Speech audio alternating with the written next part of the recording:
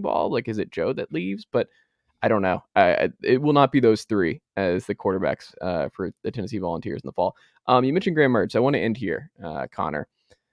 This was like an under the radar like disaster for the Gators. Yeah. I think because I've said since Leary ended up at Kentucky, which is another example I think where it's like the keys are his. Like Liam Cohen's coming back.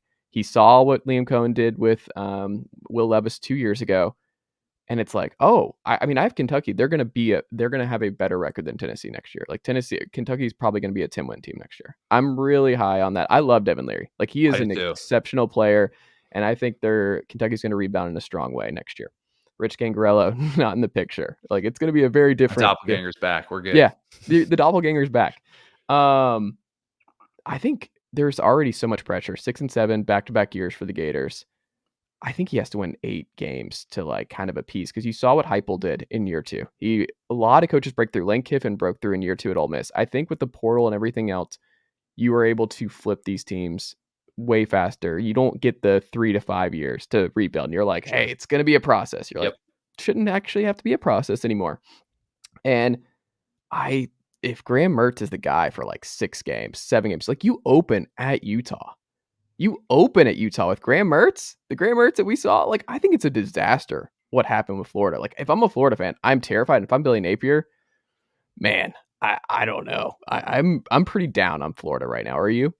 Yeah. And I've defended Napier a lot. And I think there are still some things that can happen with the portal and some of these spring editions. We'll kind of wait and see that plays out. Maybe they're not even done adding quarterbacks just yet. And maybe there's this hope. Florida fans are selling themselves on Graham Mertz being Austin Appleby. That's their hope, right? Austin Appleby, who actually lost Tennessee.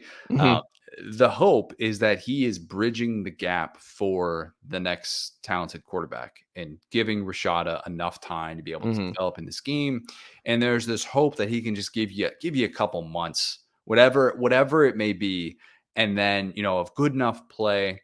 And then, all right, maybe one bad game, it's Rashada time. Like that's the hope for Florida fans. I'm pretty underwhelmed by Graham Mertz, and I'm underwhelmed by Graham Mertz at Florida. That's the difference because if Graham Mertz is going to LSU, or shoot, even if he's going to Kentucky, well, Kentucky's got Dane Key, Berrien Brown, 2 stud freshman receivers. We'll wait and see kind of on Tavion Robinson if he's going to be coming back too.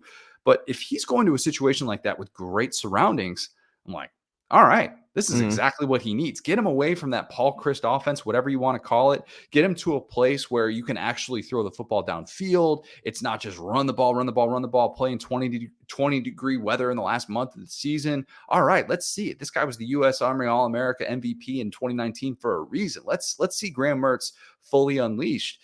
But he went to Florida.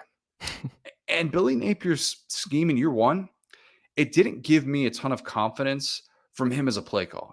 Florida fans know it. And I'm not sitting here saying like wholesale changes need to be made. He's in over his head. It's never going to work. If you're dismissing Billy Napier right now, to me, I think that's premature. I think people look way too much into year 1 results. History tells us that it's really just not a good barometer for success or failure. Like what happens in year 1. Year 2 is different. If you can't get quality quarterback play, and if we're still asking these questions at the end of the year about your play calling, and if we're still talking about your lack of depth at receiver, which they dealt with a ton down the stretch, in part because of opt-outs, in part because the cupboard was a little bit more bare than people care to realize. But if we're still asking these questions at the end of year 2, that's bad. That's real bad. And Scott Strickland, while I don't think he's going anywhere anytime soon, usually don't get to make like 3 football hires, and I don't think he wants to do that at all. So I think that's the big question that we have moving forward. I'm still holding out hope that Billy Napier is going to show that he has the right vision. He beefed up the support staff. He's got different temperament than Dan Mullen and Jim McElwain and even Will Muschamp. And he's kind of the temperament that they need to be able to maximize those new resources that they just got. But man, I have some questions. I have some serious long-term questions about the direction of the program. And if Billy Napier is going to be the guy that many thought he would be when he was hired to take over, just a very kind of messy, sticky situation. What do you think right now with this roster? Do you think they win 7 games, 8 games? What do you think this is? I think they're a 7-5 team next year.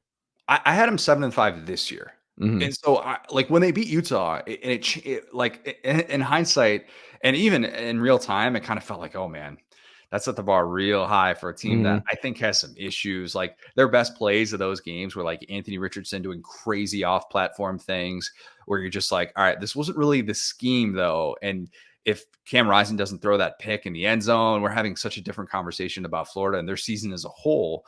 But the issue that I have with saying like, oh, they're just going to be in the same exact spot, I think they're going to do a ton of heavy lifting in the portal. I think Billy Napier knows it. I think he knew it in spring when he made a sort of public call to get more guys to come to Florida in the portal. And I think after seeing the way that it played out in year one, he knows he needs to rely on that more than ever. And they need to be able to address some serious issues. They don't have anybody that can bring down the quarterback, which was such a major problem for them, especially in that game against Florida State, where Jordan Travis just ran all over them. But I think that they have some very obvious areas of weakness.